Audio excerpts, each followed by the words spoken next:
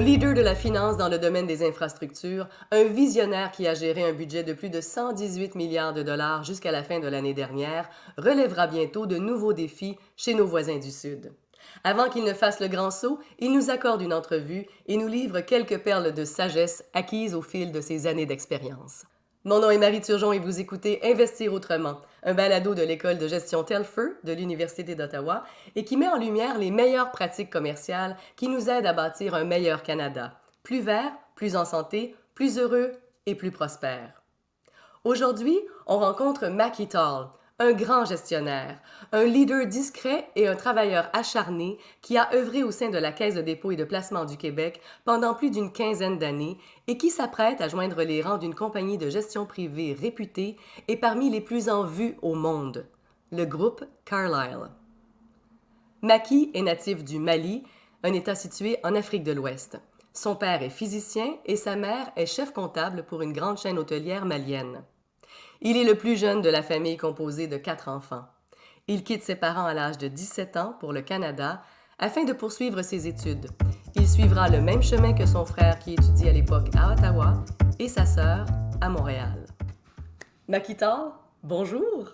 Bonjour Marie. Mackie, je vais commencer d'entrée de jeu. Le jeune homme de 17 ans, là, l'ado Mackie Tall qui arrive ici au Québec en 1986 et qui vient rejoindre donc sa sœur et son frère qui sont déjà aux études au Canada. J'aimerais savoir qu'est-ce qu'il découvre quand il débarque de l'avion. J'aimerais savoir en fait comment cette nouvelle culture-là, qui est la culture québécoise, se présente à lui. C'était très agréable comme premier contact. Je n'étais jamais venu au Canada, je n'étais jamais venu au Québec ni à Montréal. Et le premier contact a été chaleureux. C'était à la fin de l'été, donc il y avait une belle température de fin d'été également qui m'a permis de beaucoup me promener et de tomber sous le charme de la belle ville qu'est Montréal. Donc ça a été un premier bon contact et j'étais évidemment anxieux, pas anxieux dans le sens inquiet, mais très heureux de commencer mes études et de commencer cette nouvelle vie. Donc, je l'ai fait avec beaucoup d'ouverture. Et Marie, ça s'est bien passé, vraiment. Mackie Tall complète un bac en finance et système de l'information à HEC, soit à l'École des hautes études commerciales de l'Université de Montréal. Et par la suite, il complète un MBA à l'École de gestion Telfer de l'Université d'Ottawa. Il travaille dans le secteur privé pendant quelques années, agit à titre de cadre supérieur pour des sociétés des secteurs de l'énergie et de la finance, dont Hydro-Québec, MEG International, Novergaz et Probin Company. Il entre à la Caisse de dépôt et de placement du Québec en 2004, où il occupe plusieurs postes, dont au départ celui de directeur investissement et infrastructure, jusqu'à chef des marchés liquides, puis des actifs réels et des placements privés, ainsi que président et chef de la direction de CTPQ Infra. La famille y était beaucoup pour le choix de l'endroit où tu ferais tes études, donc le Canada. Hein. Tu m'as dit quand même que le Canada, c'était un choix parce qu'évidemment, ton frère et ta sœur étaient déjà ici. Mais au départ, tu avais aussi de l'intérêt pour le génie et c'est peut-être ton frère qui a tranché, pile ou face, genre. Exact. J'avais un intérêt quand j'ai fini ma scolarité Marie. J'hésitais. Tu sais comment c'est, à cet âge-là, on n'a pas une certitude de ce qu'on veut faire. Mais j'avais un fort intérêt vers le commerce et la finance d'un côté. Et puis, comme tu l'as bien dit, les sciences, le génie. Donc, j'avais vraiment un intérêt. Et donc, après mon certificat en économie, c'était soit une option vers Polytechnique ou une option vers HEC Montréal. Et mon frère qui étudie à l'Université d'Ottawa m'a aidé à trancher en me disant simplement que HEC était un peu plus cool que Polytechnique, donc il a influencé mon choix de façon très peu scientifique. Et ce qui est fascinant malgré tout, Marie, c'est que même si j'ai choisi une carrière j'ai étudié d'abord en finance au HEC et par la suite à l'Université d'Ottawa. Euh, dans toute ma carrière, j'ai toujours été proche des ingénieurs. J'ai toujours travaillé dans des projets où j'étais associé de près avec eux. Donc, de façon quasiment inconsciente, c'est comme si je n'ai jamais fait le deuil de cette deuxième carrière. J'ai un peu triché et j'ai continué à m'y intéresser. et ça explique peut-être également l'intérêt ou la facilité que j'ai eue à collaborer avec des ingénieurs à travers toutes ces années. Oui.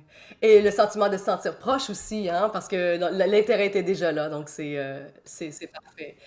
Donc, évidemment, on sait, on a suivi un peu ta carrière. À partir de 2004, tu entres à la Caisse de dépôt et de placement du Québec. Mais le grand virage s'est produit en 2015. En fait, il y a eu un grand virage pour la Caisse de dépôt et de placement du Québec avec l'implantation en 2015 de la filiale CDPQ Infra, un modèle d'entreprise évidemment qui est innovant, qui a conduit à la création de projets structurants au niveau des transports comme le REM, le Réseau Express métropolitain. Moi, ce que j'aimerais savoir, c'est quelle a été la bougie d'allumage pour se lancer dans ce type d'aventure-là, de la création de ce nouveau modèle d'affaires à la Caisse en 2015, parce qu'on n'avait jamais fait ça auparavant, là. Non, exact. C'était une innovation importante. Et je dirais que ça a été, même si ça a été une étape marquante, ça a été une évolution naturelle en même temps, puisque la caisse était présente et avec l'équipe infrastructure, nous investissions dans les infrastructures à travers le monde depuis près de 20 ans, à ce moment-là, entre 15 et 20 ans. Et donc, il y avait une belle expertise qui avait été développée à la caisse, une feuille de route avec beaucoup de succès. Donc, c'est un produit, tu sais, Marie, le mandat de la caisse, c'est de générer des rendements stables et à long terme pour aider à payer la retraite de millions de Québécois. C'est un mandat important qui est également combiné à contribuer au développement économique du Québec. Et donc, nos investissements dans les infrastructures à travers le monde, et quand on parle d'infrastructures, ça touche à un peu tout ce qu'on fait autour de nous. C'est vraiment, ce sont des investissements qui améliorent le quotidien des gens dans tout ce qu'on fait. L'eau qu'on boit dans la maison, ce sont des infrastructures d'eau, des aqueducs qui les amènent, les autoroutes qu'on utilise, les aéroports, les ports, les infrastructures énergétiques nous amènent le gaz naturel ou l'électricité dont on a besoin, les transports en commun. Donc c'est vraiment un secteur fascinant, important. Et donc après toutes ces années-là, l'opportunité s'est présentée justement de mettre en place un partenariat entre la Caisse et le gouvernement du Québec pour mettre cette expertise à la disposition justement du Québec et de développer, pas juste d'investir, mais d'agir comme maître d'œuvre, donc faire la conception, l'optimisation, l'exploitation à long terme et bien sûr l'investissement. Et le premier projet donc, de ce modèle, le REM, répond parfaitement à la mission de la Caisse dans le sens où, d'une part, il permet de faire des investissements rentables à long terme, mais également, c'est un projet très structurant qui améliore le quotidien des Montréalais et des Montréalaises, qui contribue à la mobilité durable, donc à la réduction des émissions de carbone. Alors il y a une multitude de bénéfices qui fait que ça a été un projet mobilisateur et comme tu le dis bien, vraiment un tournant important. Oui. Donc, on a fait le saut entre le fait d'investir dans ce genre de projet structurant à nous allons le faire nous-mêmes. Mais là, c'est pas rien, hein? Il faut s'adjoindre des équipes solides, évidemment. Donc, je sais que ce projet-là, le projet phare de CDPQ Infra, s'est implanté en 2015, c'est le REM, comme tu l'as bien mentionné.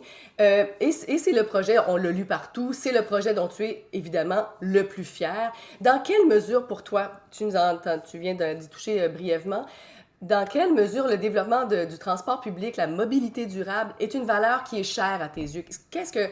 Pourquoi ce projet-là et pas d'autres, finalement? Euh, Très important à plusieurs égards, mais le plus important, et je pense qu'à travers les moments plus difficiles qu'on a connus dans la dernière année dans le contexte de la pandémie, ça nous a amené beaucoup d'entre nous à être encore plus sensibles à la nature qui nous entoure. On a passé plus de temps seuls et je pense qu'il y a une prise de conscience encore plus importante de l'importance en fait de poser des gestes pour la planète, pour l'environnement. Cette mobilisation internationale, elle est de plus en plus importante et tout le monde doit y contribuer.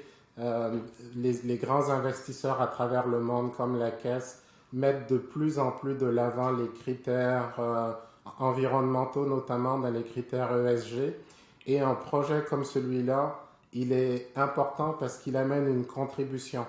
Premièrement, parce qu'il va éliminer près de 100 000 autos des routes à long terme. Il va encourager, étant donné la grande fréquence, les heures étendues, la facilité d'utilisation, le fait qu'il va réduire les pertes de temps dans les bouchons, il va contribuer à changer les habitudes de l'auto solo et encourager plus de gens à aller vers un transport en commun efficace, bien intégré.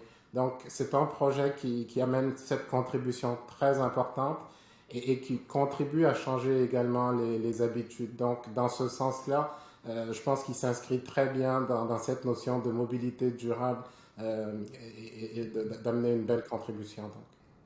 Évidemment, c'est un genre de projet qu'on ne peut pas réaliser seul et je sais que tu es un homme qui aime bien s'entourer. Savoir s'entourer, est-ce que c'est ce qui fait qu'on peut arriver à rêver grand? Oui, absolument. Un projet comme celui-là implique, pour pouvoir le réaliser, beaucoup de partenaires, beaucoup de ressources et évidemment une équipe de premier plan qui travaille de façon alignée.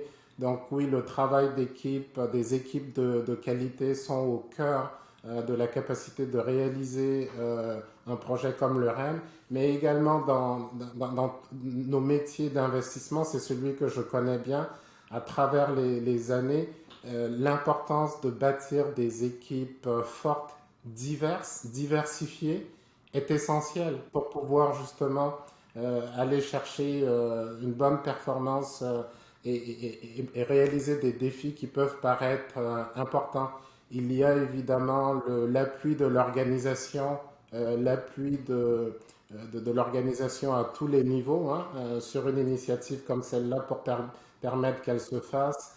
Il y a les partenaires, les parties prenantes, que ce soit les municipalités et différents groupes impliqués. Donc il y a vraiment une multitude de gens qui permettent à un tel projet de se réaliser. Tu as parlé de quelque chose d'important, donc la diversité au sein d'une équipe. Moi, j'aimerais savoir en quoi une équipe diversifiée qui est formée de personnes issues de minorités, une équipe multiculturelle, une équipe multigénérationnelle a plus de chances de réussir qu'une équipe qui est formée qu'autrement. Parce qu'on sait que normalement, dans les hautes sphères, on est plus hommes, masculin, blanc. C'est pas ça. Toi, tu prônes pas ce genre d'équipe-là et tu penses que la réussite, elle tient à la diversité. Explique-moi pourquoi.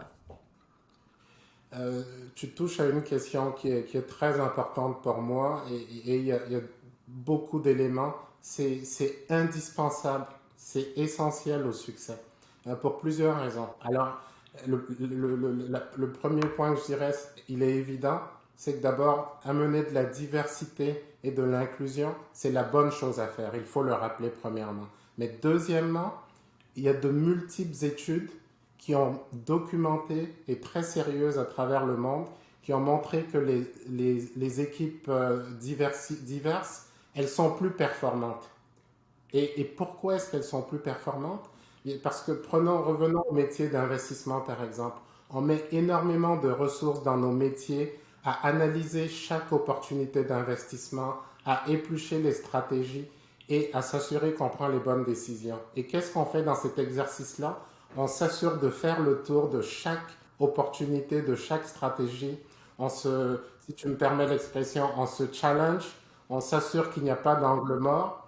Et cet exercice en soi indique qu'il faut un débat ouvert, qu'il faut un échange, qu'il faut un dialogue constructif et qu'il faut une diversité de perspectives, de compétences et d'expertise. Et donc, elle est là l'importance de bâtir les équipes les plus fortes et complémentaires. Et donc, par définition, le gros bon sens dit que pour atteindre cet objectif-là, il faut avoir donc autour de la table des gens qui pensent différemment, qui vont voir différentes choses, qui vont voir différents risques Et pour cela, il faut qu'il y ait des formations différentes, des gens de générations différentes, de cultures différentes, des hommes et des femmes, pour amener ce débat et cette qualité. Et le dernier point que je te dirais, Marie, c'est que mon expérience personnelle à moi, c'est que tous les succès que j'ai eus a été à travers ma carrière de plus de 30 ans avec des équipes diverses. Donc, c'est au-delà de la théorie, c'est ce que j'ai pu constater. Oui, via ton expérience, ta vaste expérience. La diversité, c'est évidemment le fait d'avoir des gens de diverses venues, évidemment, de diverses expériences de vie. Tu l'as très bien mentionné, tu l'as très bien dit. Il y a aussi la question féminine. Et quand on s'est parlé en pré-entrevue, il y a quelque chose qui m'a complètement renversé. Tu me disais qu'au niveau du bac, il y a 50% de présence féminine dans les cours. Puis un maigre 10% dans les hautes sphères de la finance. Ça, on a parlé de stéréotypes. J'aimerais ça que tu touches un mot sur le fait que, en fait, ma question, suite à notre pré-entrevue, je me disais, comment on peut changer la donne? Comment on peut faire en sorte que, est-ce que ça va être juste une question de génération? Est-ce que tu penses que le fait que les générations n'aient pas tout à fait les mêmes valeurs, évidemment qu'elles évoluent, est-ce que tu crois qu'on va avancer avec le temps? Est-ce que les mentalités vont seulement évoluer avec les générations? Est-ce que c'est intrinsèque à ça? Ou comment on va faire même pour s'en assurer? Évidemment, on a des enfants qui s'en vont sur le marché du travail d'ici quelques années. On se dit, bon, ils sont à l'aube, là, de mettre le pied sur le marché du travail. Comment on va faire pour changer les mentalités et pas avoir à faire face encore à ces éternels stéréotypes incroyables? Question importante, Marie. Alors, les choses s'améliorent, mais pas assez. Comme tu le disais, quand on regarde les statistiques entre l'université, le taux de diplôme, où les femmes représentent 50% ou un peu plus, et le constat, et ce qu'on note dans les statistiques, comme tu l'as bien souligné, c'est qu'avec le passage de temps et au niveau des organisations, dans les niveaux plus seniors, le pourcentage de femmes diminue. Alors, il y a énormément de gestes qui peuvent être posés pour continuer à améliorer cette situation. La première, c'est la prise de conscience, c'est d'en parler et au niveau des équipes, des dirigeants de nos organisations, dans le secteur financier, mais de façon plus large, d'avoir cette prise de conscience pour être sûr que tous les biais conscients ou inconscients qui font que on ne laisse pas toute cette place aux femmes à travers leur carrière, qu'on n'en est plus conscient, qu'on pose plus de gestes. Donc il y a premièrement l'éducation, communiquer ces informations, communiquer ces statistiques, c'est un premier élément. Un deuxième élément tout aussi important, c'est également que c'est un facteur de succès. Donc, si on veut des organisations performantes, on se prive des meilleurs talents. Donc, il faut rappeler cet élément aussi et avec quelques exemples concrets de succès, continuer à améliorer cette dynamique. Et puis, il y a également des outils très concrets dans les processus d'embauche, dans les processus de promotion, de s'assurer justement de revoir la gouvernance qui est là, de revoir ces processus pour être sûr qu'ils sont encore plus solides, pour être sûr qu'ils incluent systématiquement la discipline d'avoir une diversité dans les candidats qui sont retenus, qui sont interviewés, d'être sûr que systématiquement on s'impose la discipline d'avoir une femme dans la liste de 3 ou 4 candidats qu'on retient. Donc il y a une multitude de moyens. Et puis le dernier, tu as raison, c'est que les plus jeunes générations ont l'air d'avoir moins de ces habitudes-là. Donc je pense qu'elles vont également avoir un rôle important à jouer. C'est mon espoir et mon optimisme qui m'amènent à le penser. Ah, je le souhaite ardemment pour nos enfants, je le souhaite ardemment, ça c'est sûr. On a parlé de la place des femmes. J'aimerais ça qu'on parle aussi de la diversité dans tout ce qui est de toute la diversité des gens, peu importe la couleur de la peau, de choisir les meilleurs candidats, de pas en échapper, comme on dit, hein, c'est ce que je voulais dire. Toi, Maki, comment tu te vois dans le milieu professionnel dans lequel tu évolues? Je sais que tu es un pionnier. Est-ce que tu te vois, toi, comme un modèle pour les jeunes hommes, pour les jeunes femmes noires qui aspirent à être considérés pour ce qu'ils sont, pour ce qu'ils ont à offrir à la société et non pas à être éliminés d'emblée à cause de la couleur de la peau? Comment tu as vécu ça, toi? C'est une vaste question. Et j'aimerais aussi savoir qu'est-ce que tu dis à la relève, à ceux et celles qui veulent se lancer dans des études supérieures, qui évidemment qui mettent ou qui mettent la première fois les pieds sur le marché du travail dans ton domaine d'expertise. Qu'est-ce que tu leur dirais? Bien, est-ce que je suis en modèle? Je pense que c'est aux autres de le dire. J'espère, de par ce que je fais, de par mon travail, de par mon engagement, démontrer que la couleur ou des différences culturelles ou d'orientation ne doivent jamais être une barrière pour pouvoir avoir une belle carrière, réaliser des choses intéressantes et avoir un impact. C'est ce qui m'a toujours motivé à travers ma carrière dès le début, c'est d'avoir une conviction et une envie d'apporter une contribution, de faire une différence et d'avoir un impact très concret sur les organisations dans lesquelles j'ai travaillé, d'avoir cette envie et d'avoir cette confiance. Et chacun d'entre nous, on va avoir cet impact dans la mesure de nos formations, de nos habiletés, mais il faut garder cette confiance-là et en fait être sûr que nos différences, il faut prendre conscience justement que nos différences sont une force et pas un frein. C'est une question importante. On m'a déjà posé cette question en disant, au début de ta carrière, quand tu arrivais dans une réunion où tu étais euh, autour d'une table de 10 personnes, la seule minorité, est-ce que tu te sentais intimidé? Alors oui, ce sont des situations qui peuvent être plus difficiles, qui peuvent être plus intimidantes pour certaines personnes. Et c'est là qu'il est important de se rappeler qu'on a notre place autour de la table, qu'on a une contribution à faire. Et si on est autour de la table, c'est parce qu'on a quelque chose à amener, qu'on a fait une formation universitaire, qu'on a une expérience, une compétence. Et il faut avoir donc cette confiance de prendre cette place autour de la table et cette envie d'avoir un impact et d'amener cette valeur ajoutée. Je pense que c'est la discipline qu'il faut s'imposer au-delà de l'inconfort qu'on peut avoir. Et moi, c'est quelque chose qui m'a aidé justement à bien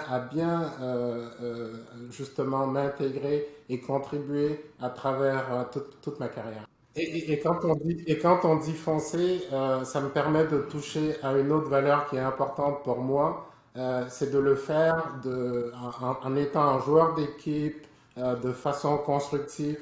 Une valeur qui est importante pour moi est celle de l'humilité. Confiance et humilité en même temps, ouverture, collaboration. Ça peut paraître simple, Marie, mais ce sont vraiment des éléments qui sont importants.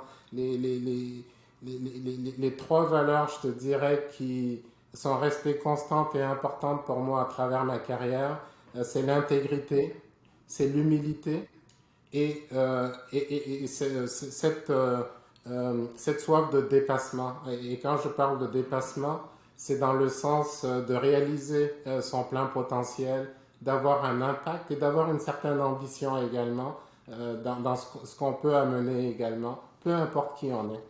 Le REM, le Réseau express métropolitain de Montréal, est l'un des plus grands projets d'infrastructure de l'histoire du Québec depuis les 50 dernières années. Sa construction a été lancée en 2018 par la Caisse de dépôt et de placement du Québec. C'est elle qui finance et gère la construction de ce train électrique de 67 km qui comporte pas moins de 26 stations dans le plan initial, soit la phase 1, ce qui en fait le quatrième plus gros réseau au monde. Entièrement automatisé, sans opérateur et électrique, donc sans émissions, ce projet d'infrastructure d'envergure vise à désengorger les routes et voies d'accès à l'île de Montréal. Les premières voitures de ce train électrique léger devaient être mises en service à la mi-2022. Ce mode de transport déjà adopté, entre autres à Paris, Dubaï et Sydney, permettrait, selon la Caisse, de réduire de 680 000 tonnes nos émissions de gaz à effet de serre. Toi, Tu as évidemment participé à l'élaboration des plans, à l'aménagement des tracés du REM. Tu as imaginé les voitures, tu en as probablement choisi quelques-unes. Évidemment, avec la consultation et tout ça, là, je suis bien au courant de ça. Tu as suivi aussi la réalisation des travaux, hein, qui se poursuit, là, plus maintenant depuis le mois de décembre, mais quand même jusqu'en décembre. C'est sûrement une grande fierté pour toi. Évidemment, tu nous l'as dit. Mais je vais te poser une question un peu abrupte. Ça doit pas être évident pour toi de ne plus tenir ton bébé dans tes bras. Le REM, là, c'était toi. Oui, en fait, le REM était beaucoup plus que moi. J'étais peut-être une des parties les plus visibles du REM, mais bien au contraire. Quand je te mentionnais plus tôt l'importance de bâtir des équipes fortes, alors j'aimerais clarifier une chose. Le fait d'avoir été le leader de CDPQ Infra et du REM ne faisait pas que c'était moi qui prenais les décisions sur la forme des voitures, sur euh, euh, leur optimisation, sur les tracés. Mon rôle a été plutôt, de façon très importante, d'établir une vision, d'aller chercher les équipes et les expertises de classe mondiale beaucoup mieux en mesure de prendre ces décisions-là et de mener le projet à bien, et par la suite de leur apporter l'appui et dans les moments surtout plus difficiles, dans les décisions importantes et stratégiques à prendre, c'est là que j'amène un leadership. Et le leadership, c'est de ne pas essayer de tout faire soi-même, mais plutôt de mettre les bonnes personnes, des équipes diverses, et de leur donner les moyens de le faire. Alors oui, c'est sûr que c'est difficile de laisser aller son bébé, mais c'est un peu qu'un parent, comme un parent. Ultimement, on réussit bien si on voit que nos enfants, nos adolescents sont capables de voler de leurs propres ailes. Ça veut dire qu'on a bien travaillé, qu'on a bien construit. Donc, quelque part, oui, il y a une petite tristesse de ne plus être impliqué, mais une fierté de voir aujourd'hui CDPQ Infra continuer avec des leaders de qualité, des équipes de qualité, continuer à bâtir ce beau projet et voir qu'il y en a d'autres qui suivent derrière. Qui s'en vient, exact. Mais pour tout ça, il faut avoir du flair, évidemment, pour construire ces belles grandes équipes-là, puis aller chercher les bons partenaires. Et ça prend aussi la capacité de déléguer. À quel âge, petite question rapide, à quel âge tu as appris à déléguer? Moi, j'ai pas encore appris. Alors, dis-moi comment tu as appris à déléguer. C'est pas évident, déléguer. C'est une des choses qui est importante et qui est difficile à faire. Et je pense on s'améliore là-dessus toute notre vie. Et ça vient du fait que à travers l'évolution de notre carrière, au début, on a une formation, on a une passion et on commence à avoir des responsabilités parce qu'on est expert dans un domaine, on a une expertise, on a quelque chose dans quoi on excelle. Et c'est ce qui nous permet de bien débuter notre carrière et de progresser. Et après, on commence à avoir un peu plus de responsabilités. Et quand ces responsabilités viennent, il faut justement pour grandir, pour pouvoir en faire plus, passer à quelqu'un qui est un responsable d'équipe, donc qui doit déjà, dans un premier niveau, commencer à déléguer pour pouvoir faire plus et prendre un niveau plus stratégique. Après, on devient leader de division, de secteur d'activité. Et puis, quand on arrive vers l'étape plus avancée de la carrière, on devient finalement un leader d'organisation où là, on pense vraiment à l'intérêt de tous les volets de l'organisation, comment intégrer tous les éléments sur des décisions beaucoup plus stratégiques, où là, on s'éloigne. Et la difficulté, justement, c'est que pour faire cette évolution, il faut abandonner ce dans quoi on excelle le plus. Ça peut être un peu inconfortable, mais ça nous permet tellement de grandir. Ouais, et ça fait du recul aussi, on a du recul. En fait, j'imagine que c'est comme la première fois qu'on plonge. Hein, on est sur le plongeoir, on fait « Oh non, je peux pas, oh non, je vais redescendre l'échelle, oh non, l'eau est froide. » Mais peut-être du genre.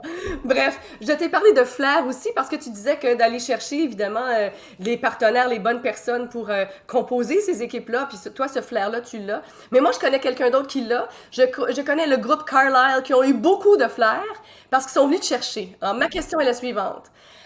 Est-ce que cette nomination-là auprès d'un des gestionnaires privés les plus importants au monde, évidemment, c'est pas rien, qu'est-ce que ça représente pour toi? Mais ce que je veux surtout savoir, c'est comment ils ont conquis ton cœur. Comment ils sont venus te chercher? Flou! Comment ils sont venus te chercher? Euh, c'est, Ils m'ont offert un défi unique et tu as raison, Carlyle est un groupe avec une belle réputation, prestigieux, performant. Et donc, lorsqu'ils m'ont contacté, j'ai été flatté et intrigué par leur intérêt, mais surtout à travers les échanges, ce que j'ai découvert au-delà du nom, c'est la culture, ce sont les valeurs qui rejoignaient beaucoup les miennes. Et c'est l'ambition et le projet qu'ils m'ont proposé que je voyais comme étant quelque chose d'intéressant. Après 16 ans à la caisse, c'était un beau projet qui allait pouvoir m'amener à me dépasser dans d'autres dimensions. Et un exemple de ce que je te mentionne au-delà des mots, on parlait de l'importance de la diversité. Imagine que juste dans la dernière année, plus de 60% des employés que Carlyle a recrutés étaient issus de la diversité de genre, donc des femmes ou de diversité culturelle. Donc ça va au-delà des mots, ce sont les gestes concrets et ils ont une performance exceptionnelle. Donc c'est un groupe avec lequel j'avais envie de m'impliquer. Oui, et bien j'ai bien hâte de découvrir évidemment comment ça va évoluer, tout ça, et à quel projet concret, parce que tu aimes bien le concret et l'impact, à quel projet tu vas pouvoir te consacrer. Euh, Avant de terminer, j'aimerais savoir, tu as reçu beaucoup, hein, Maki, tu as reçu beaucoup, tu donnes beaucoup. Comment on redonne à la société? Comment on arrive à redonner cette forme de bénévolat peut-être que tu fais? Quelle forme elle prend? Elle est importante je te dirais que je le fais de plus en plus et j'espère pouvoir en faire plus au cours des prochaines années. J'ai eu moins l'occasion de le faire quand j'étais plus jeune. Ça se fait dans de multiples façons. Ça se fait au quotidien à travers les gens qu'on rencontre. Je me rappelle l'été dernier, j'ai parlé avec des stagiaires d'une institution financière importante pour leur parler de valeurs, des clés de succès, de diversité. C'est une des façons. Une autre façon très concrète, c'est au niveau également de se rappeler que même si on est privilégié, beaucoup de gens n'ont pas cette opportunité-là. Dans une ville comme Montréal, qu'on peut considérer prospère, il y a de la détresse, il y a de la misère. Il faut en être conscient et essayer d'aider quand on peut. Alors comment je le fais concrètement? En coprésident par exemple la campagne des centres jeunesse de Montréal, une cause qui me tient à cœur. Pourquoi? Parce que ça aide des enfants qui sont dans des situations très difficiles qu'il faut appuyer. Donc j'ai appuyé la campagne avec quelques partenaires. C'est en coprésident la campagne de financement de Centraide du Grand Montréal pour le secteur financier. Dans cette année de pandémie, on a réussi à lever l'année dernière, malgré la pandémie, plus de 12 millions de dollars pour contribuer à cette cause importante. Donc il y a une multitude de façons de le faire et il faut le faire. Je pense que c'est important et j'espère pouvoir continuer à le faire. Il y a donc de multiples façons de le faire. Ce qui est important, c'est de le faire et pour des causes variées. Oui, et c'est important. Redonner, hein, tu viens de le dire, comment c'est important de redonner à ceux qui ont moins et à ceux qui sont plus en difficulté. Je sais que tu vas partir pour Washington. On a appris aussi dernièrement que tu vas assurer peut-être, on ne le sait pas, une certaine présence au Québec en siégeant, entre autres, sur le conseil d'administration de la Banque nationale du Canada, si tu es élu, évidemment, à l'Assemblée générale annuelle qui aura lieu le 23 avril. Comment on t'a approché pour ce poste? Eh bien, c'était à travers des échanges que j'avais au niveau du président du conseil et de membres du conseil d'administration. La Banque nationale est une très belle organisation basée au Québec, qui est une des plus grandes banques canadiennes, très performante. Donc, j'ai toujours regardé la qualité de cette organisation et de son leadership sous Louis Vachon, qui a fait un travail exceptionnel au cours des années. Et donc, une discussion a eu lieu pour regarder si j'avais un intérêt, je me suis dit que ça serait avec grand plaisir de venir apporter ma contribution à une organisation comme celle-là et que ça serait également une bonne opportunité pour moi, malgré mon départ pour Carlisle et pour Washington, de garder un pied au Québec et de continuer à contribuer à une belle organisation. En tout cas, je vais t'envoyer des bonnes vibrations. On va espérer que ça soit concluant. Donc, on arrive évidemment à ton départ pour Washington. Et nous, notre discussion, elle s'achève, elle va prendre fin dans quelques minutes. Avant de te laisser, on est donc revenu tout près du Centre des sciences. On a eu le temps de faire le tour du Vieux-Montréal au moins 2 fois au grand complet, hein, avec cette grande discussion. Fort intéressante, Makita. Je te laisse avec quelques questions et recommandations en rafale. Dis-moi ce que tu en penses. Moi, ce que je veux savoir, la question importante entre toutes, est-ce que tes boîtes sont faites? Non, pas encore. Je, je- je n'aime pas déménager, je trouve ça pénible, les boîtes, on ne sait pas, on ne sait jamais où est-ce qu'on a mis quoi, ça prend des mois à retrouver des choses, donc c'est déjà un exercice très agréable. Euh, Est-ce que tu vas venir essayer le REM à l'été 2022? J'espère répondre. Ça sera difficile de me retenir pour venir l'essayer dès qu'il va commencer. Je vais être un des premiers clients et fiers clients, absolument. On te souhaite la meilleure des chances à Washington, Makita. Et sache, mon cher Maki, que tu vas nous manquer. Merci, merci Marie, merci beaucoup. Très apprécié. C'était Makita, un gestionnaire hors du commun qui a contribué de façon unique au développement et à l'évolution de la Caisse de dépôt et de placement du Québec et qui s'est joint dernièrement au groupe Carlyle à titre de coprésident du secteur des infrastructures. Merci d'avoir été à l'écoute d'Investir autrement. Mon nom est Marie Turgeon. Pour en connaître davantage sur les perspectives et les idées abordées aujourd'hui, et aussi pour apprendre comment l'école de gestion Telfer intègre ces dernières dans le développement d'un meilleur Canada, rendez-vous au tlfr.ca/investir autrement. Voilà, c'est tout. À bientôt.